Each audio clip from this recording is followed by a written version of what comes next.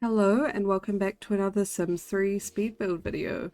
My name is Billy, and if you're new here, welcome to my channel. If you've been here before, welcome back. I upload Sims 3 speed builds every fortnight and Sims 3 Supernatural Let's Play videos every week.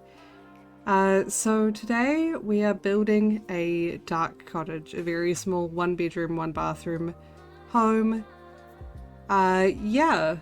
So I kind of got a little bit slack on recording videos. Normally I had a few pre-recorded and I did like one big batch, but then around 3, maybe 4 weeks ago, I got super sick and I'm still gradually recovering, so I got a bit behind and now I'm slightly panicked because I've only got a couple videos left to go out, or I think literally just one.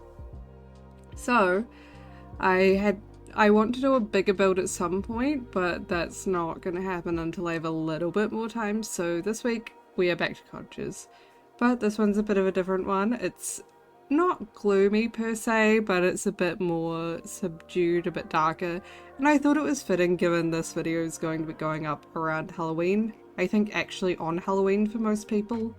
For me it'll be like midnight, 1st of November I think.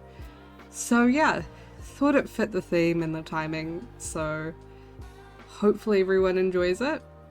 It is on a smaller lot, I believe it's 20 by 20, and as you can see I had a little bit of debate about how I was going to fit in this house. You know, I wanted it to be, it's not a super different shape to the ones I've done before, but like I wanted to make sure that the kind of porch area was a bit more like recessed compared to the front windows. So I had to play around with a few different roof styles, but it all worked out in the end. And this one, I tried to go with less custom content again, definitely less expansion packs. I think there's only 4. But yeah, hopefully it's just a nice cozy cottage with a bit of a darker theme on the outside. I did also go with a really interesting layout for this one where I've kind of split the house, as you can see, into 2 components, and like the inside's a lot more, I don't know, dressed up in terms of like the windows and the doors than I'd normally do. Like it's kind of almost this grand entrance through the stained glass doors into the bedroom, which isn't a style I would normally do. But yeah, and a lot more wooden paneling all throughout the house. And I really like the tile design I actually went with the flooring in the bathroom. It was something a bit different and I really loved it. And I also tried to play it up a little bit different with the exterior, with the like wallpaper, I guess. I tried to do like a slight variation on the paneling and add in some stone finishing instead of just going with like my usual, you know, siding, which I normally do around the whole house. I tried to change it up and make things a little bit darker. I also tried to get a balance where it didn't look completely worn down, but it did look, you know, stylistically darker. So yeah, hopefully turned out well. I think it turned out well, but taste is subjective. So yeah. So here I'm just finishing off the wall paneling, trying to get things looking how I want it to. But yeah. And yeah, so obviously some of the expansion packs that are in this build are Supernatural. I believe I've got some University Life things in here. Pets is always my usual one, and I think I've also got some Ambitions custom content in there. Not custom content, Ambitions items. But yeah. But hopefully if you've downloaded a lot of my builds before, a lot of the custom content in this build won't be new to you. I tend to use a lot of the similar things. So I did try to change it up this time because I did a bulk install of new content. I think I'm due to do another one very, very soon. But yeah. Definitely this is something that was more outside of my comfort zone, I'd say, compared to other builds. Like, I don't normally change up the outside exterior appearance Like I do just tend to pick one thing and stick with it around the whole outside, because I think I've said this in past builds where I tend to struggle with knowing how to add the different textures on the outside, like where some people like seem to inherently know where to put in like a stone brick versus the siding. I tend to struggle figuring out like where that's actually going to look good rather than just like stacking it up for no particular reason. So yeah, and I'm just like adding some more roofing over the windows because it gives it a bit more of an interesting shape, and that's definitely something I'm trying to do more of, like giving my roofs a varying shape, because some of these times when I'm building off of references, which I kind of did for this one as well, like real life houses, their roofs are kind of boring, at least where I live. Like no one does anything interesting because changing up the shapes is a waste of materials in real life, so it's just like a plain tin roof, no intriguing shapes to it. So it is a lot of effort for me to kind of go away from those references a lot more and start like building out my own shapes. But you know, I try to learn from other builds I see, or like through kind of rendered houses, or like just designs people have made that aren't necessarily real houses, and take some inspiration from there in the hopes of making things more interesting and visually appealing to look at. So here I'm starting on the kitchen, and you can also see a lot better that tile pattern that I was talking about. It's not something I'd normally put in a bathroom, but I feel like it really works well for this house. I didn't build this out like with full supernatural in mind, so I didn't make this like a witch's house or anything. But definitely if you have a witch sim, this is probably a great house to put them in if you want to build it out more like fully supernatural. I tried to keep it fairly neutral so that, you know, you could use this house for any sim really, even if you're not playing with supernatural. You just have to swap out a few of the items. But like it does have a very witchy feel with the pattern on the tile, I think, and all of the wood paneling and how dark it is, which I really love. And even some of these custom content items I'm bringing in very much so have that more witchy, like natural feel. But yeah, I didn't build it with a witch specifically in mind in terms of the items, so I didn't like place down an alchemy station or anything like that. But if you are interested in a build that has an alchemy station, I did, just before I released my first episode of my Supernatural Let's Play, I did release a build that, you know, had the vampire altar and the apothecary table and everything like that. So if that's what you're interested in, feel free to go for that. And it's a much larger house as well, kind of in a Victorian style. But if you're just looking for a small cottage with a bit of a supernatural vibe, this one is perfect for you. So yeah, just filling out the bathroom. I will say trying to get the like bathroom, the kitchen, the dining area to fit together was kind of tricky with how much space the bedroom was taking up, but I really liked the layout I went with, so I just had to figure out a way to work with it. And something I have to work hard to remember is always that the bedroom, or sorry, the kitchen doesn't always have to be huge. Like, starter homes especially, not saying this is a starter home or in the price range for a starter home, but like, Sims 3 starter homes have a tendency to have like not a ton of counter space, and that's okay. Some people are fine playing like that. I am someone who needs to have a ton of counter space when I'm playing. So for me, I naturally gravitate to wanting to fit in the maximum amount possible, but in reality, it's not necessary and it wouldn't have worked here. But you can see me trying to play around with it, figuring out how I could potentially fit more in, but it's just not possible.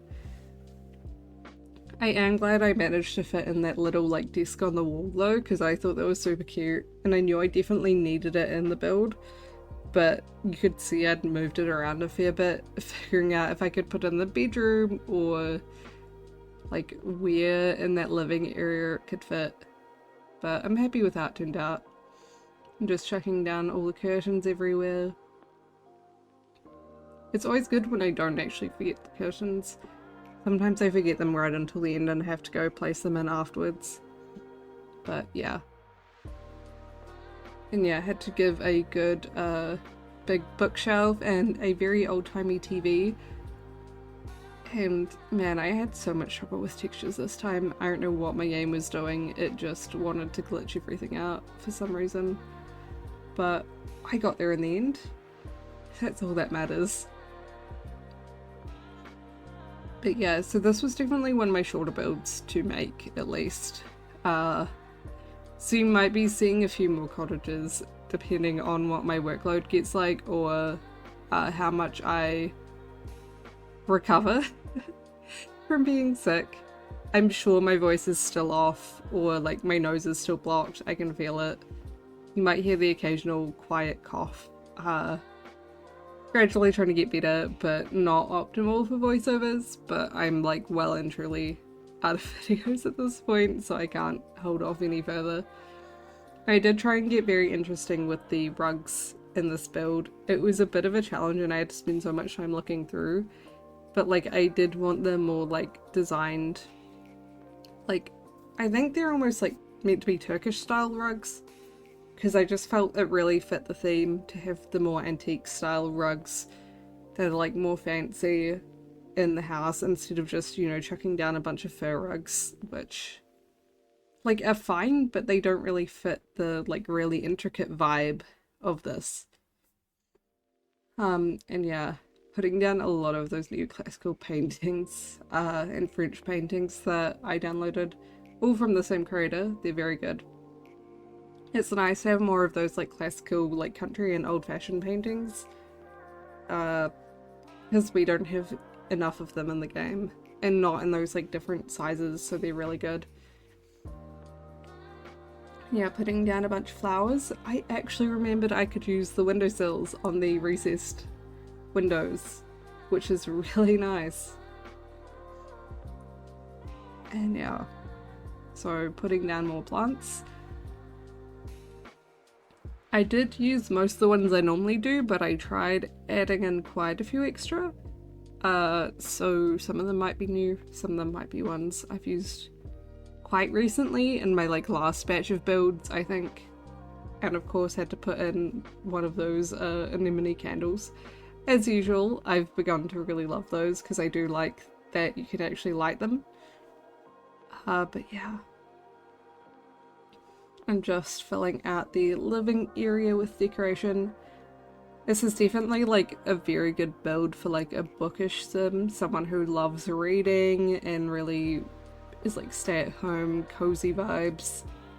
I think it's perfect for that kind of sim.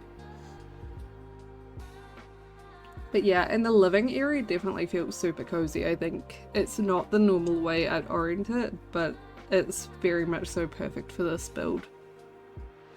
Yeah, fitting in a few extra plants around the place. But I think this build really focuses on flowers for decoration more than like big plants. Now recoloring all the curtains, fairly boring colours, but it works. I don't think the curtains need to be the star of the show for this build. And yeah, now I'm getting into the like bulk of recoloring everything in this house. Making sure everything's like more darker wood and more like rustic, I suppose. And then just making sure all of the wall art is recolored and the door frames actually look the tones I want them to. So now everything's all coming together.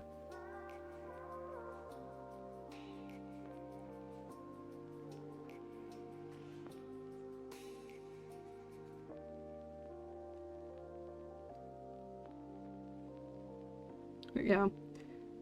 And then just onto the bathroom, some slight recoloring. I always find it hard to recolor these showers. Especially when I'm trying to do a more like old-fashioned style build, I guess. I don't know. But I do love having the bath and shower combo, so there's only so much I can do. They're always gonna look to a certain degree modern, and there's nothing I can do about that. Yeah, now getting in the kitchen decor, trying to make sure everything's at the right height and the right space. But yeah, not a ton of decor, I would say. I think I really did focus on like plants and flowers particularly. Like the kitchen's fairly plain, but I think when it's that small, there's not a ton more you want put in there, and had some herbs along the window. Yeah. Now figuring out what else I can put in here that gives that really nice vintage feel, I suppose. So more candles is of course the answer. So I tried to fit those candles in as many places as I could. But there's only so many places you really need them. And now we're getting into the exterior. I tried very hard to find like the right plants or the right bench to put on the front, but I think in the end I decided to leave it plain. If you want like a seat or a plant out there, please feel free to add that in. I just couldn't really find anything that I felt fit what I wanted there. Like I could have just done a plain bench or something, which I'd done in my previous cottage, but I didn't want to just do the same thing, and it wouldn't have really added a whole ton. It would have just been there and blended in too much. But yeah, we're getting into the landscaping. I kind of tried to make it more like overgrown and private, with a lot of trees and some flowers. But yeah, this was a very interesting build and I really enjoyed it. Sorry if you don't love me doing a ton of cottages, but it is admittedly the easiest thing to put out when I'm running short on time, because they're a lot smaller, so there's less time that you have to spend decorating. Not that they're necessarily easy to build, but they are quicker. But I think we're wrapping it up about here, so thank you all for watching. Please like and subscribe if you enjoyed the video and want to see more. Comment down below if you feel the need to, but thanks for watching. See you next time. Bye!